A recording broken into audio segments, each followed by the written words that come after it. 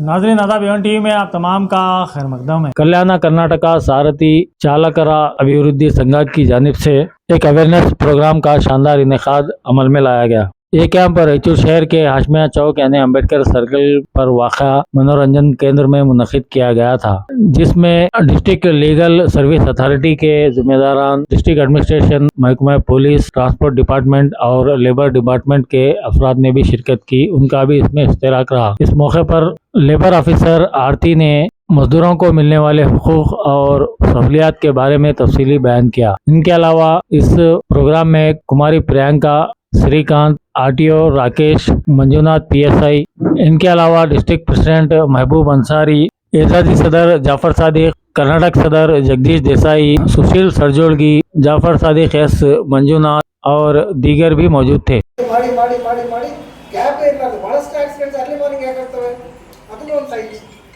ಕರೆಕ್ಟಾಗಿ ಗಮನಿಸಿ early morning ಯಾಕೆ ಆಗಬೇಕು ಆಕ್ಸಿಡೆಂಟ್ಸ್? ಅರ್ಲಿ ಮಾರ್ನಿಂಗ್ ಯಾಕೆ ಆಗ್ತವೆ ಅಂದರೆ ಅದೇ ನಿದ್ದೆ ಯಾಕೆ ಬರುತ್ತೆ? ನಿದ್ದೆ ಆಗಲಾರ್ದೇ, ನಿದ್ದೆ ಮಾಡಲಾರ್ದೇ ಅವ್ನು ಡ್ರೈವರ್ ಓಡಿಸಿ ಏನು ಮಾಡುತ್ತೆ, ಅವನಿಗೆ ಕಣ್ಣಿಂದ ಮೈಂಡಿಗೆ ಸಿಗ್ನಲ್ ಏನು ಹೋಗ್ಬೇಕು, ಸಿಗ್ನಲ್ ಹೋಗಲ್ಲ. ಇಲ್ಲಿ ಏನು ನಾವು ನೋಡ್ತೀವಿ, ಇದು ಏನು ರೋಡ್ ಕಾಣಿಸ್ತಾ ಇರುತ್ತಲ್ಲ, ಇದು ಫಿಲ್ಮ್ ಒಂದು ಫೋಟೋ ಥರ ನಮ್ಮ ಮೈಂಡಲ್ಲಿ ಹಂಗೆ ಹೊಡ್ಕೊಂಡ್ಬಿಡುತ್ತೆ. ಭಾಳಷ್ಟು ಕಡೆ ಗಮನಿಸಿದ್ದೀರಾ, ಟ್ರಕ್ ನಿಂತಿರೋ ಟ್ರಕ್ನ ಹಿಂದ್ಗಡೆ ಗೊತ್ತಿರ್ತಾರೆ, ಹೌದಾ? ಅವ್ರು ಸೈಡ್ಗೆ ಹಾಕಿದ್ರು ಕೂಡ ಬಿದ್ದಿರ್ತಾರೆ. ಯಾಕೆ ಬಿದ್ದಿರ್ತಾರೆ ಅಂದರೆ ಅವ್ರಿಗೆ ಅಲ್ಲಿರೋದು ನಿಜಕ್ಕೆ ಕಾಣಿಸಲ್ಲ. ಯಾಕೆಂದ್ರೆ ಬ್ರೈನ್ ಏನು ಮಾಡುತ್ತೆ, ನೀವು ಆ ಟ್ರಕ್ ಒಂದು ಕಿಲೋಮೀಟರ್ ಆ ಕಡೆ ಇದ್ದಾಗ ಈ ವ್ಯಕ್ತಿಗೆ ಬಹಳ ಸ್ಟ್ರೈನ್ ಆಗಿದ್ದಾಗ 1 ಕಿಲೋಮೀಟರ್ ದೂರದಲ್ಲಿ ಏನು ಇಮೇಜ್ ಕಾಣಿಸುತ್ತಲ್ಲ ರೋಡ್ ಮೇಲೆ, ಅದೇ ಇಮೇಜ್ ಅವ್ರ ಬ್ರೈನಲ್ಲಿ ಹಾಗೆ ಮ್ಯಾಪ್ ಇಟ್ಬಿಡುತ್ತೆ. ಇಮೇಜ್ ಚೇಂಜ್ ಆಗಲ್ಲ, ಅಂದ್ರೆ ವೆಹಿಕಲ್ ಮೂವ್ಮೆಂಟ್ ಇದೆ ಬಟ್ ಇಮೇಜ್ ಚೇಂಜ್ ಆಗ್ತಾ ಇಲ್ಲ, ಲೊಕೇಶನ್ ಚೇಂಜ್ ಆಗ್ತಾ ಇಲ್ಲ ನಿಮ್ಮ ಬ್ರೈನಲ್ಲಿ. ಅವಾಗ ಏನಾಗುತ್ತೆ, ಟ್ರಕ್ ಇರೋದು ಕಾಣಿಸಲ್ಲ. ಸೊ ನಮ್ಮಲ್ಲಿ ಆಕ್ಸಿಡೆಂಟ್ಸ್ ಕಡಿಮೆ ಮಾಡೋದಕ್ಕೆ ಒಂದೇ ಲೈನ್ ಇದ್ರೆ ಕಷ್ಟ ಅಂತ ಡಬಲ್ ಲೈನ್ ಮಾಡೋದು. ಡಬಲ್ ಲೈನ್ ಮಾಡಿದ್ಮೇಲೆ ಆಕ್ಸಿಡೆಂಟ್ಸ್ ಜಾಸ್ತಿ ಆಗ್ತಾ ಇದೆ. ರೀಸನ್ ಏನು? ರೋಡ್ ಚೆನ್ನಾಗಿದೆ ಅಂತ ಫುಲ್ ಸ್ಪೀಡ್ ಹೋಗ್ತಾ ಇದೀವಿ, ಬಟ್ ಅದ್ರ ಜೊತೆ ನಾವೇನ್ ಮಾಡ್ತಿದ್ದೀವಿ, ನೆಮ್ಮದಿ ಕೊಡ್ತಾ ಇಲ್ಲ, ನಮಗೆ ನಾವು ರೆಸ್ಟ್ ಮಾಡ್ತಾ ಇಲ್ಲ. ಪ್ರತಿಯೊಬ್ಬರು ಸರ್ಕಾರನ ಬ್ಲೇಮ್ ಮಾಡೋದಲ್ಲ. ಸರ್ಕಾರ ಬ್ಲೇಮ್ ಮಾಡೋದಕ್ಕಿಂತ ಮುಂಚೆ ಸರ್ಕಾರ ಮಾಡಿಲ್ಲ ಅನ್ನೋದಕ್ಕಿಂತ ಮುಂಚೆ ಓಡಿಸೋರು ಯಾರು? ತಾವು ಸಾರಥಿ ಗಾಡಿ ಚಾಲೂ ಮಾಡಬೇಕಾದ್ರೆ ದೇವ್ರು ನೆನೆಸ್ಕೊಂಡು ಗಾಡಿ ಸ್ಟಾರ್ಟ್ ಮಾಡ್ತಾನೆ, ನನಗೇನು ಆಗಬಾರ್ದು ಅಂತೇಳಿ. ಬಟ್ ಅದೇ ಥರ ಸ್ಟಾರ್ಟ್ ಮಾಡಿದಾಗಿಂದ ಎಂಡ್ ಆಗೋ ತನಕ, ಒಂದು ಜರ್ನಿ ಎಂಡ್ ಆಗೋ ತನಕನೂ ಕೂಡ ಮುಂದ್ಗಡೆ ಬರ್ತಕ್ಕಂಥ ಡ್ರೈವರ್ಗೆ ಅರ್ಥ ಆಗೋ ಥರ ಗಾಡಿ ಓಡಿಸ್ಬೇಕು. ಮೈನ್ ಥೀಮ್ ಅದು. ಸೊ ಭಾಳಷ್ಟು ಆಕ್ಸಿಡೆಂಟ್ಸ್ ಹೆಂಗೆ ಆಗ್ತಿದ್ದಾವೆ, ಎಲ್ಲಿ ರೋಡ್ ಇನ್ನು ಕೆಲವು ಕನ್ಸ್ಟ್ರಕ್ಷನ್ ಆಗ್ತಾ ಇದೆ, ಕನ್ಸ್ಟ್ರಕ್ಷನ್ ಆಗ್ತಕ್ಕಂಥ ರೋಡ್ಸಲ್ಲಿ ಯಾವ ಥರ ಓಡಿಸ್ಬೇಕು. ನಮ್ಮಲ್ಲಿ ಮೆಜಾರಿಟಿ ಡ್ರೈವರ್ಸ್ಗೆ ಡಿಫೆನ್ಸಿವ್ ಡ್ರೈವಿಂಗ್ ಅನ್ನೋದೇ ಸ್ವಲ್ಪ ಕಡಿಮೆ. ಡಿಫೆನ್ಸಿವ್ ಡ್ರೈವಿಂಗ್ ಅಂದರೆ ಏನು? ಡ್ರೈವಿಂಗ್ ಆ್ಯಂಡ್ ಡಿಫೆನ್ಸಿವ್ ಡ್ರೈವಿಂಗ್ ಎರಡು ಥರ ಇದೆ. ಒಂದು ನಾರ್ಮಲ್ ಆಗಿ ನೀವು ಚಾಲನೆ ಮಾಡಿದ್ರೆ, ಡಿಫೆನ್ಸಿವ್ ಡ್ರೈವಿಂಗ್ ಅಂದರೆ ಆ ಕಡೆ ಬರ್ತಕ್ಕಂಥವ್ರು ಏನಾದರೂ ಪ್ರಾಬ್ಲಮ್ ಆಗಿ ಬಂದರೆ ಅದನ್ನು ಹೆಂಗೆ ತಪ್ಪಿಸ್ಕೊಂಡು ಹೋಗಬೇಕು ಅಂತಕ್ಕಂಥದ್ದು ಡಿಫೆನ್ಸಿವ್ ಡ್ರೈವಿಂಗ್. ನೀವು ಡಿಫೆನ್ಸ್ ಮಾಡಬೇಕು. ಇನ್ ಕೇಸ್ ಆ ಕಡೆಯಿಂದ ಬರ್ತಕ್ಕಂಥದ್ದು ಯಾವುದೋ ಒಂದು ಲಾರಿ ಬಂತು, ವೆಹಿಕಲ್ ಬಂತು, ಆ ವೆಹಿಕಲ್ ಲೇನ್ ಚೇಂಜ್ ಆಯಿತು, ನೀವು ಇಮಿಡಿಯೇಟ್ಲಿ ಯಾವ ಥರ ಚೇಂಜ್ ಮಾಡ್ಕೋಬೇಕು. ಯಾಕಂತಂದರೆ ಅಲ್ಟಿಮೇಟ್ಲಿ ಆಕ್ಸಿಡೆಂಟ್ ಆಗೋದನ್ನು ತಪ್ಪಿಸೋದಕ್ಕೆ ಆಗ್ತಕ್ಕಂಥ ಕೆಪಾಸಿಟಿ ನಿಮಗೆ ಇರೋದು ಆ ಸ್ಪಾಟಲ್ಲಿ.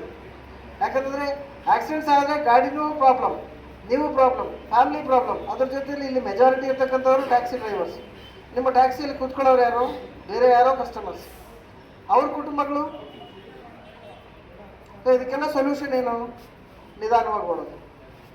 ಇಂಡಿಯಾದಲ್ಲಿ ಪ್ರತಿ ವರ್ಷ ರಾಯಚೂರು ಜಿಲ್ಲೆಯಲ್ಲಿ ಈಗ ಪ್ರಸ್ತುತ 6,40,000 ಗಾಡಿಗಳಿದ್ದಾವೆ. ಎಷ್ಟು ಗಾಡಿ ಇದ್ದಾವೆ? 6,40,000 ಗಾಡಿ ರಾಯಚೂರಲ್ಲಿದ್ದಾವೆ. ಅದರಲ್ಲಿ 50% 60% ವೆಹಿಕಲ್ಸ್ ಮೂವ್ಮೆಂಟಲ್ಲಿ ಇರ್ತವೆ ರಾಯಚೂರಲ್ಲಿ. 50% ಅಂದ್ಕೊಳ್ಳೋಣ ಅಂದರೆ ಎಷ್ಟಾಯಿತು? ನಿಯರ್ ಅಬೌಟ್ 3,20,000 ಗಾಡಿಗಳು. 3,20,000 ಗಾಡಿಗಳು ಮೂವ್ಮೆಂಟಲ್ಲಿ ಇದ್ದಾಗ, ಸಿಟಿಯಲ್ಲಿ ಇಷ್ಟು ಫಾಸ್ಟ್ ಮೂವ್ಮೆಂಟ್ ನಡೀತಾ ಇರಬೇಕಾದ್ರೆ, ನಮ್ದೆಲ್ಲೋ ಒಂದು ಕಾರ್ ಹೋಗ್ತಾ ಇರ್ತದೆ, ಒಂದು ಚಿಕ್ಕದೆಲ್ಲೋ ಒಂದು ಕಡೆ ಆಕ್ಸಿಡೆಂಟ್ ಆಗ್ತಾ ಇರ್ತದೆ. ಅದನ್ನು ತಪ್ಪಿಸ್ಬೇಕು ಅಂದರೆ ಮೇಜರಾಗಿ ಏನು ಮಾಡಬೇಕು? ರೋಡ್ ರೂಲ್ಸ್ನ ಫಾಲೋ ಮಾಡಬೇಕು ಫಸ್ಟ್. ಆ್ಯಂಡ್ ಮೇಜರ್ ಮನೋವರ್ ಥಿಂಗ್ ಏನಂತಂದರೆ, ವೆಹಿಕಲ್ ಡಾಕ್ಯುಮೆಂಟ್ಸು ಕರೆಕ್ಟಾಗಿ ಇಟ್ಕೋಬೇಕು. ವೆಹಿಕಲ್ ಡಾಕ್ಯುಮೆಂಟ್ಸ್ ಯಾಕೆ ಕರೆಕ್ಟಾಗಿ ಇಟ್ಕೋಬೇಕು ಹೇಳ್ತೀನಿ. ಇನ್ ಕೇಸ್ ನಡಿಬಾರದ ಘಟನೆ ನಡೆದ್ರೆ ನಿಮ್ಮ ಕುಟುಂಬಕ್ಕೆ ಆಧಾರ ಯಾರು? ಅಲ್ವಾ? ಪ್ರತಿದಿನ ಆಕ್ಸಿಡೆಂಟ್ಸ್ ನೋಡ್ತಾ ಇರ್ತೀವಿ, ಪ್ರತಿದಿನ ಎಷ್ಟು ಜನ ತೀರು ಹೋದ್ರು ಅಂತ ನೋಡ್ತಾ ಇರ್ತೀವಿ. ನಮ್ಗೆ ಎಷ್ಟು ಬೇಜಾರಾಗುತ್ತೆ. ಪ್ರತಿದಿನ ರಾಯಚೂರಲ್ಲಿ ಈ ಆಕ್ಸಿಡೆಂಟ್ಸಿಂದ ಪ್ರತಿದಿನ 6ರಿಂದ 7 ಮಂದಿ ತೀರ್ಕೊತಾ ಇದ್ದಾರೆ ಬರೀ ನಮ್ಮ ಜಿಲ್ಲೆಯಲ್ಲಿ ಅಷ್ಟೇ. ನೀವು ಇಮ್ಯಾಜಿನ್ ಮಾಡಿ, ನಿಮಗೆಲ್ಲ ಗೊತ್ತು ಒಂದು ಇನ್ಸಿಡೆಂಟ್. ನಾನು ನೈಟ್ ಟೈಮ್ ಎನ್ಫೋರ್ಸ್ಮೆಂಟ್ ಚೆಕಿಂಗಲ್ಲಿ ಇದ್ದಾಗ, ಅವ್ರಗಿಡ ಹತ್ರ ಎನ್ಫೋರ್ಸ್ಮೆಂಟ್ ಮಾಡ್ತಾ ಇದ್ದಾಗ ಈ ಕಡೆ ಮಚಲಾಪುರ ರೋಡ್ ಕ್ರಾಸಲ್ಲಿ ಒಂದು ಆಕ್ಸಿಡೆಂಟ್ ಆಗಿತ್ತು. ನಾವು ಹೋಗಿ ಅವ್ರನ್ನೆಲ್ಲ ಮಕ್ಕಳನ್ನೆಲ್ಲ ಸೇವ್ ಮಾಡಿದ್ವಿ. ನೀವು ಆ ವಿಡಿಯೋ ಕೆಲವರು ನೋಡಿದ್ದೀರಲ್ಲ. ಆ ಸಿಚುವೇಶನು ನಮ್ಮ ಹೋಮ್ ಗಾರ್ಡ್ ಕಣ್ಮುಂದೆ ಆಗಿದೆ. ನನಗೂ ಗೊತ್ತಿರಲಿಲ್ಲ, ಅವನು ಯಾವುದೋ ಓವರ್ಲೋಡ್ ಗಾಡಿ ಇತ್ತಪ್ಪ ಅಂತೇಳಿ ಕಾಟ ಹಾಕ್ಸೋದಕ್ಕೆ ಒಂದು ಬೇರೆ ಗಾಡಿ ನಮ್ಗೆ ಅನುಮಾನ ಬಂದಿದ್ದಕ್ಕೆ ತೊಗೊಂಡೋಗಿದ್ದಾನೆ. ಆ ಮಚಲಾಪುರ ಕ್ರಾಸ್ ಹತ್ರ ಆಕ್ಸಿಡೆಂಟ್ ಅವ್ನು ಕಣ್ಮುಂದೆ ಆಗಿದೆ. ಯಾಕಾಗಿದೆ ರೀಸನ್? ಅವ್ರು ಎಲ್ಲಿಂದ ಬರ್ತಾಯಿದ್ರು? ಅವ್ರು ಕುಂದಾಪುರದಿಂದ ಬರ್ತಿದ್ರು. ಎಲ್ಲಿಗೆ ಹೋಗ್ತಾಯಿದ್ರು? ಹೈದರಾಬಾದ್ ಹೋಗ್ತಾಯಿದ್ರು. ಎಷ್ಟು ಮಂದಿ ಡ್ರೈವ್ ಮಾಡ್ತಿದ್ರು? 1 ಪರ್ಸನ್. ಅದರಲ್ಲಿ 2 ಡ್ರೈವರ್ಸ್ ಇದ್ದರು, ಗಂಡ ಹೆಂಡ್ತಿ, ಇಬ್ಬರಿಗೂ ಡ್ರೈವಿಂಗ್ ಲೈಸೆನ್ಸ್ ಇದೆ. ಬಟ್ ಆದರೆ ಕುಂದಾಪುರದಿಂದ ಹೈದರಾಬಾದ್ಗೆ ಎಷ್ಟು distance? More than near about 700 kilometres. So road ಯಾವ ಥರ ಇದೆ?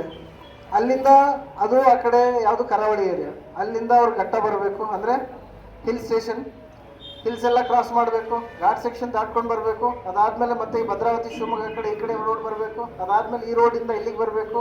ಅವ್ರು ಮತ್ತೆ ಹೆಂಗೆ ಬಂದಿದ್ದಾರೆ? ರೋಡ್ ಕನ್ಸ್ಟ್ರಕ್ಷನ್ ಆಗ್ತಕ್ಕಂಥ ರೋಡಲ್ಲಿ ಸಿಂಧೂರು ವಯ ಬಂದಿದ್ದಾರೆ. ಇನ್ನೂ ಆ ರೋಡ್ ಅವಾಗ ಕನ್ಸ್ಟ್ರಕ್ಷನಲ್ಲಿ ಇತ್ತು. ಅವರು ಇಮ್ಯಾಜಿನ್ ಮಾಡಿ, ಒಬ್ಬ ವ್ಯಕ್ತಿ ಹೈವೇದಲ್ಲಿ ಹೋಗ್ಬೇಕಾದ್ರೆ ಅವನೆಷ್ಟು ಶಕ್ತಿ ಹಾಕಬೇಕಾಗುತ್ತೆ?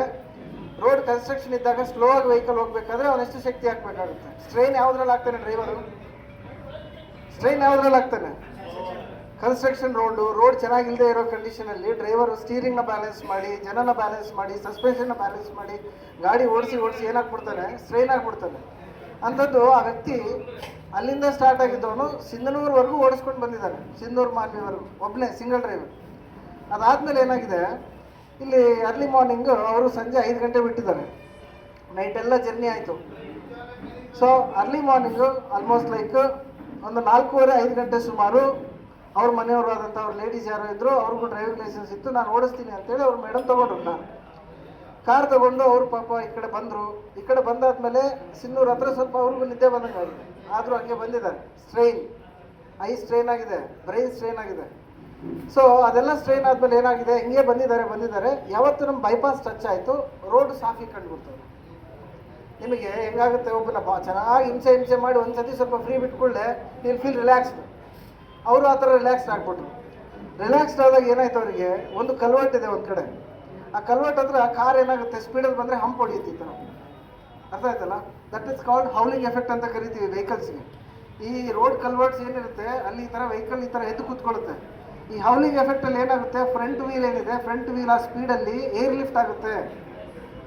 ಯಾವಾಗ ವೆಹಿಕಲ್ ಏರ್ ಲಿಫ್ಟ್ ಆಗುತ್ತೆ, ಈ ಚಕ್ರಕ್ಕೂ ಮತ್ತು ರೋಡ್ಗೂ ಇರ್ತಕ್ಕಂಥ ಫ್ರಿಕ್ಷನ್ ಏನಿರುತ್ತೆ ಸ್ಟೀರಿಂಗ್ ಮೇಲೆ ನೀವು 10 kg ಭಾರ ಹಾಕಿದ್ದೀರಾ ಅಂದ್ಕೊಳ್ಳಿ ಕೈಯಿಂದ. ಯಾವತ್ತು ಆ ಗ್ಯಾಪ್ ಬೆಳೆಯುತ್ತೋ, ಆ ಗ್ಯಾಪ್ ಏರಲ್ಲಿ ಏನು ಗ್ಯಾಪ್ ಬೆಳೆಯುತ್ತೆ, ಇಮಿಡಿಯೇಟ್ಲಿ ಸ್ಟೀರಿಂಗ್ ಮೇಲೆ ಹಾಕಿರೋ 10 kg ಒಂದು ಕಡೆ ಎಳೆದ್ಬಿಡುತ್ತೆ. ಇಮ್ಯಾಜಿನ್ ಮಾಡಿ, ಹಗ್ಗದಾಟ ಗೊತ್ತಲ್ಲ ನಿಮಗೆ? ಹಗ್ಗದಾಟ ಒಂದು 10 ಮಂದಿ ಆ ಕಡೆ ಎಳಿತಾರೆ, 10 ಮಂದಿ ಈ ಕಡೆ ಎಳಿತಾರೆ. ಒಬ್ರೇನಾದ್ರೂ ಬಿಟ್ಬಿಟ್ರೆ ಏನಾಗುತ್ತೆ, ಈ ಕಡೆಯವರೆಲ್ಲ ಬಿದ್ದುಬಿಡ್ತಾರೆ. Same thing will happen. ಯಾವ ಥರ, ನೀವು ಆಲ್ರೆಡಿ ಸ್ಟೀರಿಂಗ್ ಮೇಲೆ ಭಾರ ಹಾಕಿರ್ತೀರ ಒಂದು ಸೈಡಲ್ಲಿ ಎಳ್ಕೊಂಡು, ಅಥವಾ ಅದನ್ನು ಬ್ಯಾಲೆನ್ಸ್ ಮಾಡೋದಕ್ಕೆ. ಯಾವತ್ತು ಫ್ರಂಟ್ ವೀಲ್ ಆ ರೋಡ್ಗೆ ಇದಕ್ಕೆ ಇರ್ತಕ್ಕಂಥ ಘರ್ಷಣೆ ಯಾವತ್ತು ಬಿಟ್ಕೊಳ್ಳುತ್ತೆ, ಒಂದು ಸೆಕೆಂಡ್ ಬಿಟ್ಕೊಂಡು ಕೂಡಲೇ ಅದು ವೆಹಿಕಲ್ ಜಂಪ್ ಆದಾಗ ಬಿಟ್ಕೊಳ್ಳುತ್ತೆ. ಆವಾಗ ಸ್ಟೀರಿಂಗ್ ಏನಾಗುತ್ತೆ, ಯಾವ ಕಡೆ ಭಾರ ಎಳೆದಿರ್ತೀರೋ ಆ ಕಡೆ ಹೊಳ್ಬಿಡುತ್ತೆ. ಸೊ ಆ ಥರ ಸ್ಲಿಪ್ ಆಗಿದ್ದ ಕೂಡಲೇ ಇಮಿಡಿಯೇಟ್ಲಿ ವೆಹಿಕಲ್ ಏನಾಗಿದೆ, ರೋಡ್ ಸೈಡ್ ಬ್ಯಾರಿಯರ್ನ ಹೊಡೆದ ಕೂಡಲೇ ವೆಹಿಕಲ್ ಲಿಫ್ಟ್ ಆಗಿದೆ ಮೇಲೆ. ಗಾಳಿಯಲ್ಲಿ ಲಿಫ್ಟ್ ಆಗಿ ಗಾಳಿಯಲ್ಲಿ 3 ಪಲ್ಟಿ ಹೊಡೆದಿದೆ. ಗಾಳಿಯಲ್ಲಿ 3 ಪಲ್ಟಿ ಹೊಡೆದು ಮತ್ತೆ ಬಿದ್ದು ಮತ್ತೆ ರೋಡ್ ಮೇಲೆ ರೋಲ್ ಓವರ್ ಆಗಿದೆ ಅದು ಗಾಡಿ. ಸೊ ಅದರಲ್ಲಿ ಏರ್ ಬ್ಯಾಗ್ಸ್ ಎಲ್ಲ ಇತ್ತು, ಎಲ್ಲ ಏರ್ ಬ್ಯಾಗ್ಸು ಡಿಪ್ಲಾಯ್ ಆದವು. ಅದರಲ್ಲಿ ಒಬ್ಬರು ಲೇಡಿ ಏಜ್ಡ್ ಪರ್ಸನ್ ಇದ್ದರು, ಅವರು ತೀರ್ಕೊಂಡ್ರು. ಸೊ ಇದು ನಮ್ಮ ಕಣ್ಣು ಮುಂದೆ ಆದಂಥ ಒಂದು ಇನ್ಸಿಡೆಂಟ್. ಏನು ಸರ್, ನಮ್ಮ ಕಣ್ಣು ಮುಂದೆ ಆದಂಥ ಇನ್ಸಿಡೆಂಟ್. ಇದರಲ್ಲಿ ಯಾವ್ಯಾವ ಥರ ಸೈನ್ಸ್ ಬಂತು ಹೇಳಿ? ನೀವು ಯಾವ ಥರ ಲೋಡಿಂಗ್ ಆಗ್ತೀರಾ ಸ್ಟೀರಿಂಗಿಗೆ, ಈ ಥರ ಕಲ್ವರ್ಟ್ಸ್ ಬಂದಾಗ ಯಾವ ಸ್ಪೀಡಲ್ಲಿ ಹೋಗಬೇಕು, ಮತ್ತು ನೀವು ಸ್ಟ್ರೈನ್. ಈಗ ನೋಡಿ, ಫಾರ್ ಎಕ್ಸಾಂಪಲ್ ಒಂದು ನೈಟೆಲ್ಲ ನೀವು ಮೆಜಾರಿಟಿ ಆಗೋದು ಅಂತಂದರೆ ನೀವು ಏನಾಗಿರ್ತೀರಾ, ನೀವೆಲ್ಲ ಕಮರ್ಷಿಯಲ್ ಡ್ರೈವರ್ಸ್. ನಿಮ್ಮ ಕಮರ್ಷಿಯಲ್ ಡ್ರೈವರ್ಸ್ ಯಾವ ಥರ ಇರ್ತೀರಾ? ಇವತ್ತು ಅರ್ಜೆಂಟಾಗಿ ಹೈದರಾಬಾದ್ ಹೋಗಿ ಬಂದೆ, ಮತ್ತೆ ಇನ್ನೊಂದು ಬೆಂಗಳೂರು ಕಾಂಟ್ರಾಕ್ಟ್ ಸಿಕ್ತು, ಬೆಂಗಳೂರು ಆದಮೇಲೆ ಮತ್ತೆ ಗೋವಾ ಸಿಕ್ತು. ಹಿಂಗೆ ಕಂಟಿನ್ಯೂಸ್ ನೀವು ನಿದ್ದೆ ಅನ್ನೋದನ್ನೇ ಮರೆತು ಬಿಟ್ಟು ನಿಮ್ಮ ಕುಟುಂಬಕ್ಕೋಸ್ಕರ ಪಾಪ ಕಷ್ಟಪಡ್ತೀರಾ. ನೋಡಪ್ಪ, ಯಾರೂ ಕಾಪಾಡಲ್ಲ, ಯಾರ್ಯಾರು ನಮ್ಮ ಕಷ್ಟಗಳಿಗೆ ಬರಲ್ಲ. ನಾನು ಓಪನ್ ಆಗಿ ಹೇಳ್ತಾ ಇದ್ದೀನಿ, ಒಂದು ವೇಳೆ ಬಂದರು 5,000 10,000 ಕೊಟ್ಟು ಕೈ ತೊಳ್ಕೊತಾರೆ.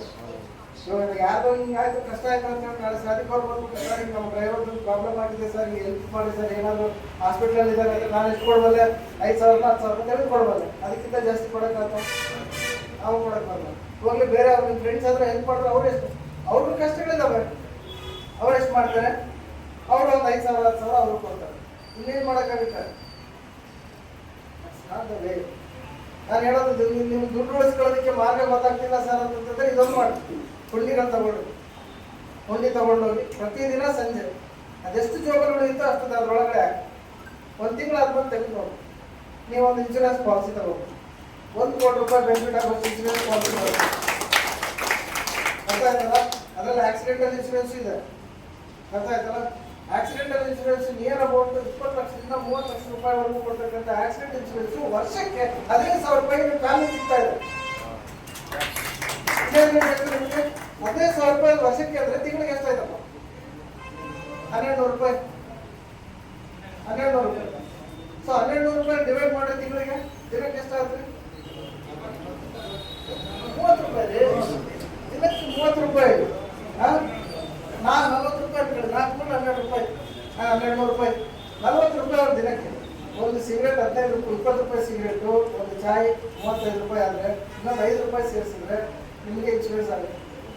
ಬೇರೆ ಅವನು ಹೇಳ್ತಿದ್ದ ಸಿಗರೇಟ್ ಬಿಡೋದು ಹೆಂಗೆ ಅಂತ ಹೇಳಿ ಅವನು ಲೆಕ್ಕಾಚಾರ ಆಗ್ತಿದ್ದೆ, ನೋಡಪ್ಪ ಒಂದು ದಿನಕ್ಕೆ ನಾನು 100 ರೂಪಾಯಿ ಸಿಗರೇಟ್ ಇಟ್ಟರೆ ಒಂದು ವರ್ಷಕ್ಕೆ ಇಷ್ಟ ಆಗುತ್ತೆ, 10 ವರ್ಷಕ್ಕೆ ಇಷ್ಟ ಆಗುತ್ತೆ, ನಾನು ಈ ದುಡ್ಡಲ್ಲಿ ನಾನು ಒಂದು ಕಾರ್ ತಗೋಬೋದು, ಹಂಗೆ ಮಾಡ್ಬೋದು ಅಂತೇಳಿ. ಇನ್ನೊಂದು ಹೇಳ್ತಂತೆ, ನಿನ್ನ ಕಾರಲ್ಲೇ ಐತೆ ಮತ್ತೆ ಇಷ್ಟು ನೀ ಸಿಗರೇಟ್ ಬೆಳೆಯೋಲ್ಲ ಅಂತ ಹೇಳ್ತಾರೆ. ಸೊ ನಾನು ಹೇಳೋದು ಇಷ್ಟೇ, ಸಿ ಕಾರ್ ತಗೊಳ್ಳೋಷ್ಟು ಬೇಡಪ್ಪ, ನಮ್ಮ ಲೈಫನ್ನು ಬದಲಿಸ್ಕೊಳ್ಳೋಷ್ಟು ನಾವು ಬಿಡ್ತೀವಿ. ಅರ್ಥ ಆಯ್ತಾ? ಸೊ ಇನ್ನು ನಾನಿಂದ ನಮ್ಮ ರೆಗ್ಯುಲರ್ ರೂಲ್ಸ್ ಎಲ್ಲ ಹೇಳಿ ನಿಮ್ಗೆ ಬೋರ್ ಮಾಡಿಸಲ್ಲ, ಇದೊಂದು ಇನ್ಶೂರೆನ್ಸ್ ಒಂದು ಹೇಳಬೇಕಾಗಿತ್ತು. ಅರ್ಥ ಆಯ್ತಲ್ಲ? ನನ್ನ ಮಾತು ಕೇಳಿ ಆಕ್ಸಿಡೆಂಟಲ್ ಇನ್ಶೂರೆನ್ಸ್ ತಗೊಳ್ರಿ, ಒಂದು 20-30 ಲಕ್ಷ ತಗೊಳ್ರಿ. ನಾವು ಮತ್ತೆ ಪರ್ಸನಲ್ ಲೈಫ್ ಇನ್ಶೂರೆನ್ಸ್ ಒಂದು 1 ಕೋಟಿ ರೂಪಾಯಿ ಅಷ್ಟು ತಗೊಳ್ರಿ. ಏನು ಎಷ್ಟು ಕಡಿಮೆ, ಯಾಕಂತಂದ್ರೆ ಆಕ್ಸಿಡೆಂಟ್ಸ್ ಹೇಳಿ ಬರಲ್ಲ. ಯಾಕಂತಂದ್ರೆ ಈ ಹೆಂಗ್ ಆಗ್ತಾ ಇದೆ ಆಕ್ಸಿಡೆಂಟ್ಸ್ ಅನ್ನೋದು ನಿಮಗೂ ಗೊತ್ತು, ನಮಗೂ ಗೊತ್ತು. ಎಷ್ಟು ವರಸ್ಟಾಗ್ಬಿಟ್ಟಿದೆ ಅಂದ್ರೆ ಹಲವರು ಇಂಡಿಯಾದಲ್ಲಿ ಪ್ರಸ್ತುತ ವರ್ಷಕ್ಕೆ 3ರಿಂದ 5 ಲಕ್ಷ ಜನ ಸುಮ್ಮನೆ ತೀರ್ಕೊಂಡು ಹೋಗ್ತಾ ಇದ್ದಾರೆ ಅಂತ ಅನವಸರವಾಗಿ silly mistakes due to communication gap. ಮುಂದಗಡೆ ಅವರು ಯಾವ ಎಷ್ಟು ತೊಂದರೆಗಳು ಇದಾವೆ ಅಂತ ನಮಗಿಂತ ನಮ್ಮ ಆರ್ಜೆ ಸಾಹೇಬರಿಗೆ ಜಾಸ್ತಿ ಗೊತ್ತಿದ್ದಂಗಿದೆ. ಯಾಕಂತಂದ್ರೆ ಚಾಲಕರು ಒಂದ್ ವೇಳೆ ಮನೆ ಬಿಟ್ರೆ ವಾಪಸ್ ಬರ್ತಾನೋ ಇಲ್ಲ ಅನ್ನೋ ರೀತಿಯಲ್ಲಿ ನಾವು ಇವತ್ತು ಚಾಲನೆಯನ್ನ ಮಾಡ್ತಾ ಇದ್ದೀವಿ, ಅಂದ್ರೆ ಡ್ರೈವ್ ಮಾಡ್ತಾ ಇದ್ದೀವಿ. ಸೊ ನಮಗೆ ಅಂತ ಒಂದು ಕುಟುಂಬ ಇದೆ, ಆ ಕುಟುಂಬದ ಬಗ್ಗೆ ಬಹಳ ಒಳ್ಳೆ ರೀತಿಯಲ್ಲಿ ಎಲ್ಲರೂ ಇನ್ಶೂರೆನ್ಸ್ ಮಾಡಿಕೊಂಡ್ರಂತ ಒಂದು ಒಳ್ಳೆ ದಾರಿಯನ್ನ ಹುಡುಕಿಕೊಟ್ಟಂತ ನಮ್ಮ ಸಾಹೇಬರಿಗೆ ತುಂಬಾ ಹೃದಯದ ಧನ್ಯವಾದ. ಅದೇ ರೀತಿಯಲ್ಲಿ ಈಗ ನಮ್ಮ ಕಲ್ಯಾಣ ಕರ್ನಾಟಕ ಸಾರಥಿ ಚಾಲಕರ ಅಭಿವೃದ್ಧಿ ಸಂಘ ಪ್ರಧಾನ ಕಾರ್ಯದರ್ಶಿಯಾದಂತಹ ಮಂಜುಬಾಬುಲಾದ್ ಅವರು ಮತ್ತು ಜಿಲ್ಲಾಧ್ಯಕ್ಷರಾದಂತಹ ನಮ್ಮ ಮೈಪಾಷ ಅವರು ಮತ್ತೆ ಜಾಕೀರ್ ಬೈ ಮೂವರು ವೇದಿಕೆಗಳ ಬಗ್ಗೆ ನಮ್ಮ ಸಾಹೇಬರಿಗೆ ಒಂದು ಸನ್ಮಾನ ಮಾಡಬೇಕಂತ ಇವತ್ತು ಈ ಒಂದು ಅಸಂಘಟಿತ ಕಾರ್ಮಿಕರ ಮಂಡಳಿ ವತಿಯಿಂದ ಕರ್ನಾಟಕ ಖಾಸಗಿ ಮೋಟಾರ್ ವಾಹನ ಚಾಲಕರ ಸಂಘದ ನಿಮ್ಮ ಅಧ್ಯಕ್ಷರಾಗಿರ್ತಕ್ಕಂಥ ಮತ್ತು ಗೌರವ ಅಧ್ಯಕ್ಷರಾಗಿರ್ತಕ್ಕಂಥ ಜಾಫರ್ ಅವರು ಮತ್ತು ಅಧ್ಯಕ್ಷರಾದ ಭಾಸ್ಕರ್ ಅವರು ಇವರೆಲ್ಲರೂ ಕೂಡಿಕೊಂಡು ನಮಗೇನು ಇವತ್ತು ಕಾರ್ಯಕ್ರಮಕ್ಕೆ ಇನ್ವೈಟ್ ಮಾಡಿದ್ದಾರೆ. ಅದಕ್ಕೆ ನಮ್ಮ ಇಲಾಖೆ ವತಿಯಿಂದ ನಮ್ಮ ಎಲ್ಲ ಸಿಬ್ಬಂದಿಗಳ ವತಿಯಿಂದ ಧನ್ಯವಾದಗಳು ತಿಳಿಸ್ತೇನೆ. ತಾವೆಲ್ಲರೂ ಬಹುತೇಕ ಇವತ್ತಿನ ದಿನ ತಪ್ಪಾಗಿ ಆಯ್ಕೆ ಮಾಡಿದ್ದಾರೆ. ಇವತ್ತು ಶುಕ್ರವಾರ ಇದೆ, ಎಲ್ಲರೂ ನಮಾಜ್ ಟೈಮ್ ಆಗ್ತಿರ್ಬಹುದು ಬಹುತೇಕ. ಆದರೂ ಅದಕ್ಕೆ ಭಾಳ ನಾನು ಟೈಮ್ ತಗೊಳ್ಳದೆ 2 ಒಂದು ಮಾತುಗಳಲ್ಲಿ ನನ್ನ ಒಂದು ವಿಚಾರಗಳನ್ನು ವ್ಯಕ್ತಪಡಿಸಲಿಕ್ಕೆ ಇಷ್ಟಪಡ್ತೇನೆ. ಇವತ್ತಿನ ಕಾರ್ಯಕ್ರಮಕ್ಕೆ ಆಗಮಿಸಿರ್ತಕ್ಕಂಥ ಆರ್.ಟಿ.ಒ ಸರ್ ಅವರಿಗೆ ಮತ್ತು ವೇದಿಕೆ ಮೇಲಿರ್ತಕ್ಕಂಥ ಸಂಘದ ಗಣ್ಯಮಾನ್ಯರಿಗೆ ವಂದಿಸುತ್ತಾ ಮತ್ತು ನನ್ನ ಬಂಧುಗಳಾಗಿರ್ತಕ್ಕಂಥ ನಮ್ಮ ಕಾರ್ಮಿಕರಿಗೆ ನನ್ನ ವತಿಯಿಂದ ನಮಸ್ಕರಿಸುತ್ತಾ ತಮ್ಮಲ್ಲಿ ಹೇಳೋದೇನೆಂದರೆ, ಕಾರ್ಮಿಕ ಇಲಾಖೆಯಿಂದ ಕಟ್ಟಡ ಕಾರ್ಮಿಕರ ಕಲ್ಯಾಣ ಮಂಡಳಿ, ಅದೇ ರೀತಿಯಾಗಿ ಅಸಂಘಟಿತ ಕಾರ್ಮಿಕರ ಕಲ್ಯಾಣ ಮಂಡಳಿ ಅಂತ ಈಗ ಒಂದು 10 ವರ್ಷದಿಂದ 15 ವರ್ಷದಿಂದ ಕಟ್ಟಡ ಕಾರ್ಮಿಕರ ಮಂಡಳಿ ಸೌಲಭ್ಯಗಳನ್ನು ನೀಡ್ತಾ ಇದೆ. ಅದೇ ರೀತಿಯಾಗಿ ಅಸಂಘಟಿತ ಕಾರ್ಮಿಕರ ಮಂಡಳಿ ಕೂಡ ಸೌಲಭ್ಯಗಳನ್ನು ನೀಡ್ತಾ ಇದೆ.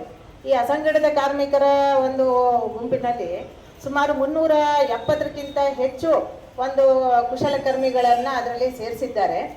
ಅದರಲ್ಲಿ ಈ ಒಂದು ವಾಹನ ಮೋಟರ್ ಡ್ರೈವರ್ಸು ಮತ್ತು ಕಂಡಕ್ಟರ್ಸ್ನ ಕೂಡ ಅದರಲ್ಲಿ ಸೇರ್ಪಡೆ ಮಾಡಿದರು.